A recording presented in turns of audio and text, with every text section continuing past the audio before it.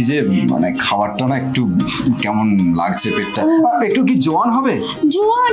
হ্যাঁ, দিদির কাছে তো থাকে সবকিছু, মনে হয় আছে। দাঁড়াও আমি দেখছি। দিদি শোনো শোনো শোনো শোনো, বলছি কি জোয়ান হবে? জোয়ান কেন? ওই রুদ্রদা বলছিল, মানে রুদ্রদার ঠাকুমা তো আজকে অনেক কিছু খাইয়েছে, তাই রুদ্রদার বদহজম হয়ে গেছে। দাও না একটু জোয়ান। মালা, আমার কাছে না জোয়ান নেই, কিন্তু তার থেকেও ভালো একটা জিনিস আছে। কি সেটা? আগে জিজ্ঞেস করে এত দেবো কিনা? আচ্ছা ঠিক আছে ঠিক আছে। রুদ্রদা, দিদি বললো যে জোয়ান নেই, তবে একটা খুব ভালো জিনিস আছে যেটা হজম করাবে। আনবো? হ্যাঁ নিয়ে এসো, যাও। আচ্ছা ঠিক আছে। হ্যাঁ দিদি দাও দাও, কি আছে দিয়ে দাও।